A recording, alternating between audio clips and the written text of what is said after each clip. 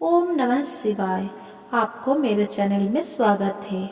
आज हम शिव महापुराण का रुद्र संगीता का सेकंड भाग का छठा अध्याय संध्या की तपस्या पढ़े थे।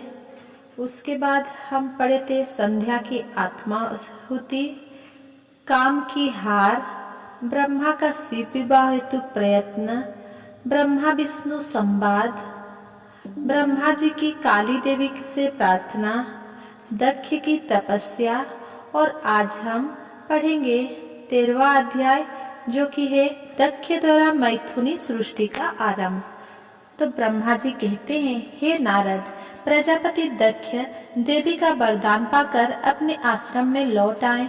मेरी आज्ञा पाकर प्रजापति दक्ष मानसिक सृष्टि की रचना करने लगे, परंतु फिर भी प्रजा की संख्या में वृद्धि होती ना देखकर वे बहुत चिंतित हुए और मेरे पास आकर कहने लगे, हे प्रभु, मैंने जितने भी जीवों की रचना की है वे सभी उतने ही रह गए, अर्थात उनमें कोई भी वृद्धि नहीं हो पाई। हे तात, मुझे कृपा कर ऐसा कोई उपाय बताइए जिससे वे जीव अपने आप बढ़ने लगे। ब्रह्मा जी बोले, प्रजापति दक्ष, मेरी बात ध्यान पूर्वक सुनो। तुम त्रिलोकी नाथ भगवान शिव की भक्ति करते हुए ये कार्य संपन्न करो, वे निश्चय ही तुम्हारा कल्याण करेंगे। तुम प्रजापति बीरन की परम सुंदर पुत्री असिक्नी से विवाह करो और स्त्री के साथ मैथुन धर्म का आश्रय लेकर प्रजा बढ़ाओ। असिक्नी से तुम्हें बहुत सी संतानें प्राप्त होगी। मेरी आज्ञा के अनुसार दक्ष ने बीरण की पुत्री असिक्नी से विवाह कर लिया। उनकी पत्नी के गर्भ से उन्हें 10,000 पुत्रों की प्राप्ति हुई। वे हर्यश्च नाम से जाने गए। सभी पुत्र धर्म के पथ पर चलने वाले थे। एक दिन अपने पिता दक्ष से उन्हें प्रजा की सृष्टि करने का आदेश मिला। तब इस उद्देश्य से तपस्या करने के लिए वे पश्चिम दिशा में स्थित नारायण सर नामक तीर्थ पर गए। वहाँ सिंधु नदी और समुद्र का संगम हुआ है। उस पवित्र तीर्थ के जल के स्पर्श से उनका मन उज्जवल और ज्ञान से संपन्न हो गया। वे उसी स्थान पर प्रजा की बुद्धि के लिए तप करने लगे। नारद, इस बात को जानने के बाद तुम श्री हरि विष्णु की इच्छा से उनके पास गए और बोले, दक्ष पुत्र हर्यश्रगण, तुम पृथ्वी का अंत देखे बिना सृष्टि की रचना करने के लिए कैसे उद्धत हो गए। ब्रह्मा जी बोले, हर्यश्च बड़े ही बुद्धिमान थे। वे तुम्हारे प्रश्न सुनकर उस पर विचार करने लगे। वे सोचने लगे कि जो उत्तम शास्त्र रूपी पिता के निवृत्ति परक आदेश को नहीं समझता, वो केवल रजोगुण पर विश्वास करने वाला पुरुष सृष्टि निर्माण का कार्य कैसे कर सकता है। इस बात को समझकर वे नारद जी की परिक्रमा करके ऐसे रास्ते पर चले गए जहाँ से वापस लौटना असंभव है। जब प्रजापति दक्ष को यह पता चला कि उनके सभी पुत्र नारद से शिक्षा पाकर मेरी आज्ञा को भूलकर ऐसे स्थान पर चल गए जहाँ से लौटा नहीं जा सकता, तो दक्ष इस बात से बहुत दुखी हुए। वे पुत्रों के वियोग को सह नहीं पा रहे थे। तब मैंने उन्हें बहुत समझाया और उन्हें सांत्वना दी। तब पुनः दक्ष की पत्नी अश्विनी ने के गर्भ से सबलास्व नामक एक सहस्र पुत्र हुए। वे सभी अपने पिता की आज्ञा को पाकर पुनः तपस्या के लिए उसी स्थान पर चले गए जहां उनके बड़े भाई गए थे। नारायण सरोवर के जल के स्पर्श से उनके सभी पाप नष्ट हो गए और मन शुद्ध हो गया।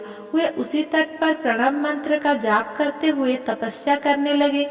तब नारद, तुमने पुनः वही बातें जो उनके भाइयों को कही थी उन्हें भी बता दी और तुम्हारे दिखाए मार्ग के अनुसार वे अपने भाइयों के पथ पर चलते अर्धगति को प्राप्त हुए। दक्ष को इस बात से बहुत दुख हुआ और वे दुख से बेहोश हो गए। जब प्रजापति दक्ष को ज्ञात हुआ कि यह सब नारद की वजह से हुआ, है तो उन्हें बहुत क्रोध आया। संयोग से तुम भी उसी समय वहां पहुंच गए। तुम्हें देखते ही क्रोध के कारण वे तुम्हारी निंदा करने लगे और तुम्हें धिक्कारने लगे। वे बोले, तुमने सिर्फ दिखाने के लिए ऋषियों का रूप धारण कर रखा है। तुमने मेरे पुत्र को ठग कर उन्हें भिक्षुओं का मार्ग दिखाया है। तुमने लोक और परलोक दोनों के श्रेय का नाश कर दिया है। जो मनुष्य ऋषि, देव और पितृऋणों को उतारे बिना ही मोक्ष की इच्छा मन में लिए माता पिता को त्याग कर घर से चला जाता है, सन्यासी बन जाता है, वो अधोगति को प्राप्त हो जाता है। हे नारद, तुमने बार बार मेरा अमंगल किया है, इसीलिए मैं तुम्हें शाप देता हूँ कि तुम कभी कहीं भी स्थिर नहीं रह सकोगी। तीनों लोकों में विचरते हुए तुम्हारा पैर कहीं भी स्थिर नहीं रहेगा, अर्थात तुम्हें ठहरने के लिए सुस्थिर ठिकाना नहीं मिलेगा। नारद, यद्यपि तुम साधु पुरुष द्वारा सम्मानित हो, परंतु तुम्हें शोकवश दक्ष ने ऐसा शाप दिया जिसे तुमने शांत मन से ग्रहण कर लिया और तुम्हारे मन में किसी प्रकार का विकार नहीं आया। 14वां अध्याय, दक्ष की 60 कन्याओं का विवाह। ब्रह्मा जी बोले, हे मुनिराज, दक्ष के इस रूप को जानकर मैं उसके पास गया। मैंने उसे शांत करने का बहुत प्रयत्न किया और सांत्वना दी। मैंने उसे तुम्हारा परिचय दिया। दक्ष को मैंने यह जानकारी भी दी कि तुम भी मेरे पुत्र हो। तुम मुनियों में श्रेष्ठ एवं देवताओं के प्रिय हो। तत्पश्चात प्रजापति दक्ष ने अपनी पत्नी से 60 सुंदर कन्याएं प्राप्त की। तब उनका धर्म आदि के साथ विवाह कर दिया। दक्ष ने अपनी 10 कन्याओं का विवाह धर्म से, 13 कन्या का विवाह कश्यप मुनि से और 27 कन्याओं का विवाह चंद्रमा से कर दिया। दो भूतगिरस और कुशाच्य को और शेष 4 कन्याओं का विवाह ताक्ष्य के साथ कर दिया। इन सबकी संतानों से तीनों लोक भर गए। पुत्र पुत्रियों की उत्पत्ति के पश्चात प्रजापति दक्ष ने अपनी पत्नी सहित देवी जगदम्बिका का ध्यान किया। देवी की बहुत स्तुति की।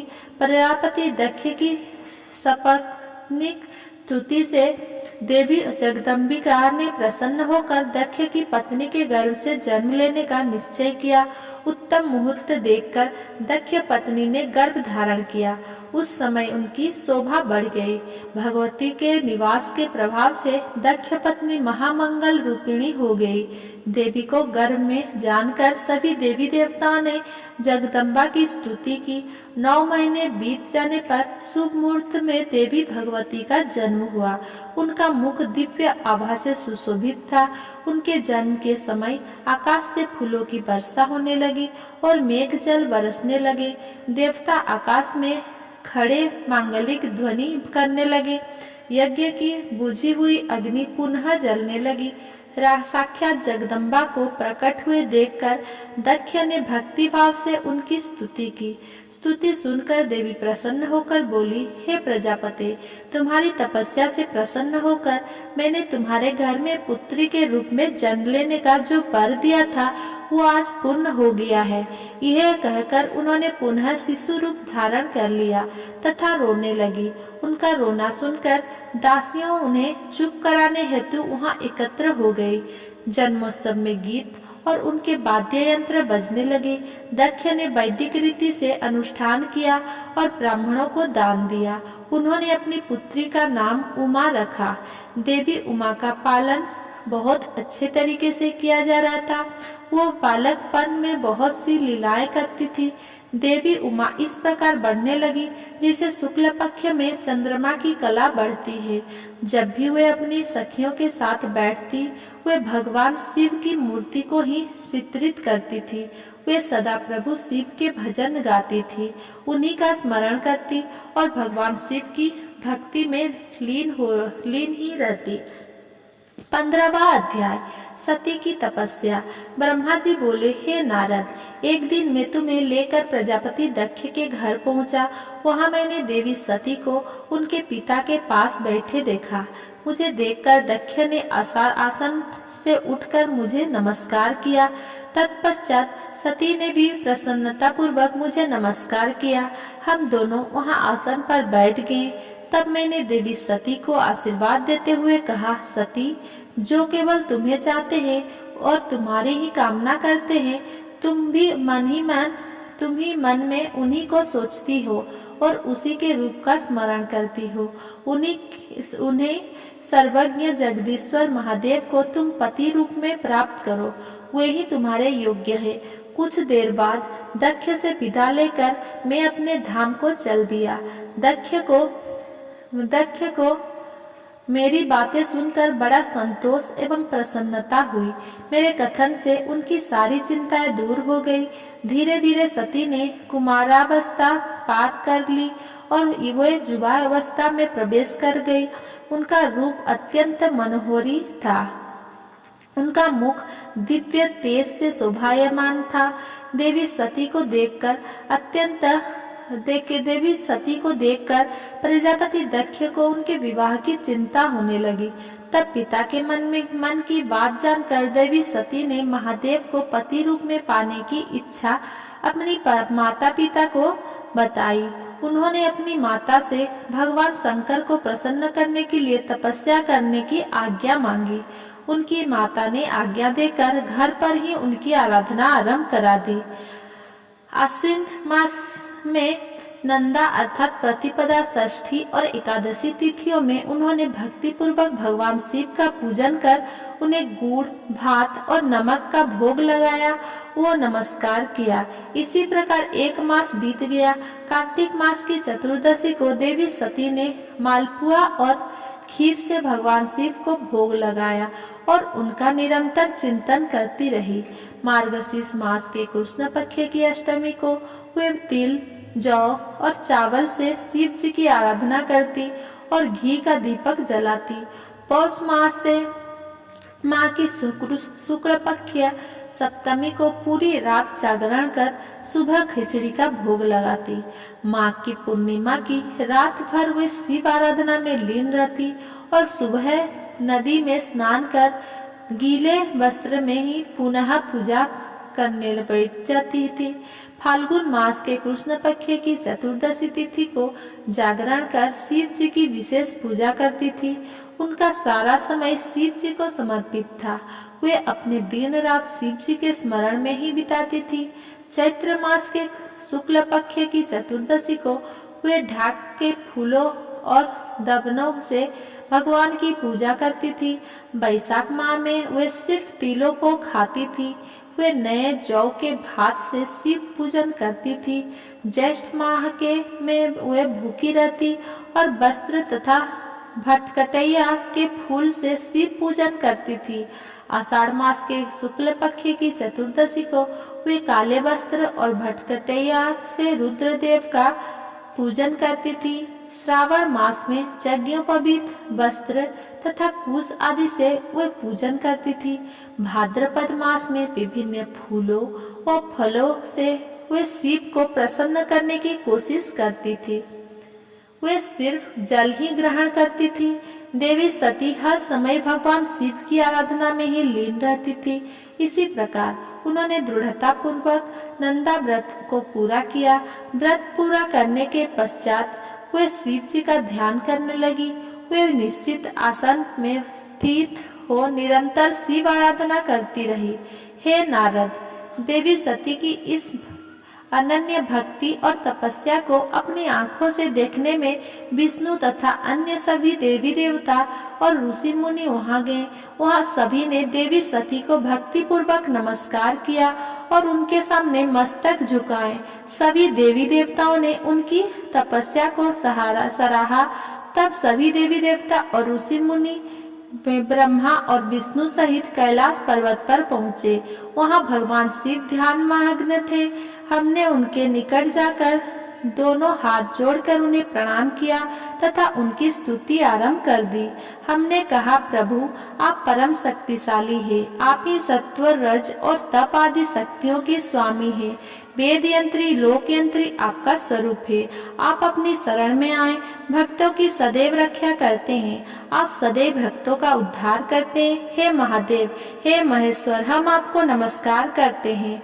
आपकी महिमा जानना पाना कठिन ही नहीं, असंभव है। हम आपके सामने अपना मस्तक झुकाते हैं। ब्रह्मा जी बोले, नारद, इस प्रकार भगवान शिव शंकर की स्तुति करके सभी देवता मस्तक झुकाकर शिव जी के सामने चुपचाप खड़े हो गए। 16वां अध्याय, रुद्रदेव का सती से विवाह। ब्रह्मा जी बोले, श्री विष्णु सहित अनेक देवी देवताओं और ऋषि मुनियों द्वारा की गई स्तुति सुनकर सृष्टिकर्ता शिव जी ने प्रसन्नता पूर्वक हम सबको आगमन का कारण पूछा। रुद्रदेव बोले, हे हरे, हे देवताओं और मुनिर्षियों, मुझे अपने कैलाश पर आगमन के विषय में बताइए। आप लोग यहाँ किस लिए आए हैं और आपको कौन सा कार्य है, कृपया मुझे बताइए। मुने महादेव जी के इस प्रकार पूछने पर भगवान विष्णु की आज्ञा से मैंने इस प्रकार निवेदन किया। मैं बोला, हे देवाधिदेव महादेव, करुणा सागर, हम सब यहाँ आपकी सहायता मांगने के लिए आए हैं। भगवान, हम तीन होते हुए भी एक है। सृष्टि के चक्र को नियमित तथा सुचारू रूप से चलाने के लिए हम एक दूसरे के सहयोगी की तरह कार्य करते हैं। हम एक दूसरे के सहायक हैं। हम तीनों के परस्पर सहयोग के फलस्वरूप ही जगत के सभी कार्य संपन्न होते हैं। महेश्वर, कुछ असुरों का वध आपके द्वारा, कुछ असुरों का वध मेरे द्वारा तथा कुछ असुरों का वध श्री हरि द्वारा निश्चित है। हे प्रभु, कुछ इस असुर आपके वीर्य द्वारा उत्पन्न पुत्र के द्वारा नष्ट होंगे। हे भगवान, आप घोर असुरों का विनाश कर सकते हो, कर जगत को स्वास्थ्य और भय प्रदान करते हैं। हे प्रभु, सृष्टि की रचना, पालन और संहार ही ये तीनों ही हमारे कार्य हैं।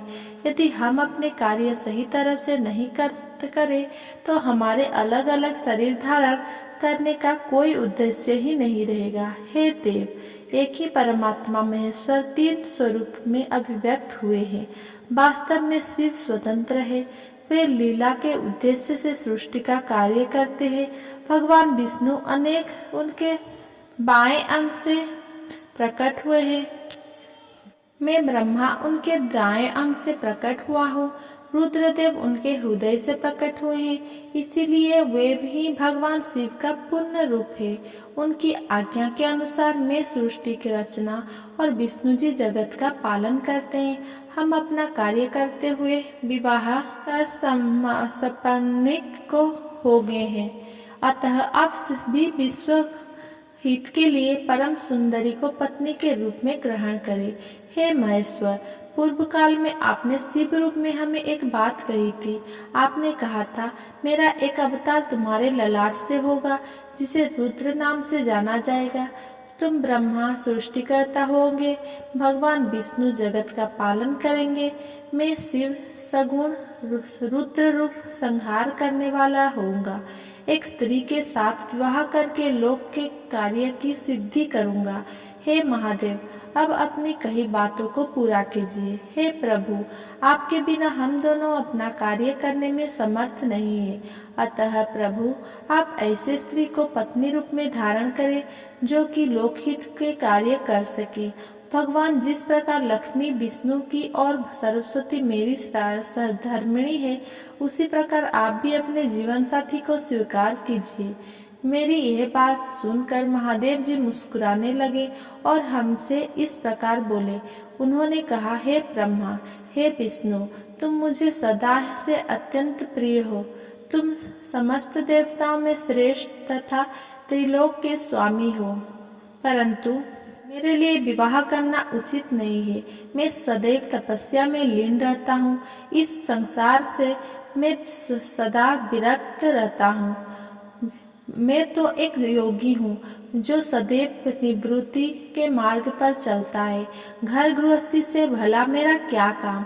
मैं तो सदैव आत्मरूप हूँ जो माया से दूर है, जिसका शरीर अवधूत है, जो ज्ञानी आत्मा को जानने वाला और कामना से शून्य हो, भोगों से दूर रहता है।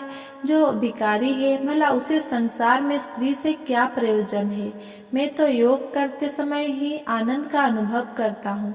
जो मनुष्य ज्ञान से रहित है, वे ही भोग को अधिक महत्व देते हैं। विवाह एक बहुत बड़ा बंधन है, इसीलिए मैं विवाह के बंधनों में बांधना नहीं चाहता। आत्मा का चिंतन करने के कारण मेरी लौकिक स्वार्थ में कोई रुचि नहीं है। फिर भी जगत के हित के लिए तुमने जो कहा है वो मैं करूँगा। तुम्हारे कहे अनुसार मैं विवाह अवश्य ही करूँगा, क्योंकि मैं सदा अपने भक्तों के बस में रहता हूँ। परंतु मैं ऐसे स्त्री से विवाह करूँगा जो योगिनी तथा इच्छानुसार रूप धारण करने वाली हो।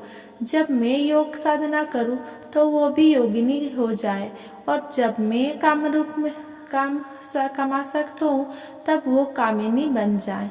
ऐसी स्त्री ही मुझे पत्नी रूप में स्वीकार्य होगी। हे, मैं सदैव शिव चिंतन में लगा रहता हूँ। जो स्त्री मेरे चिंतन में विघ्न डालेगी वो जीवित नहीं रह सकेगी। मैं विष्णु और ब्रह्मा, हम सभी शिव के अंश से, इसीलिए हम सदा ही उनका चिंतन करते हैं।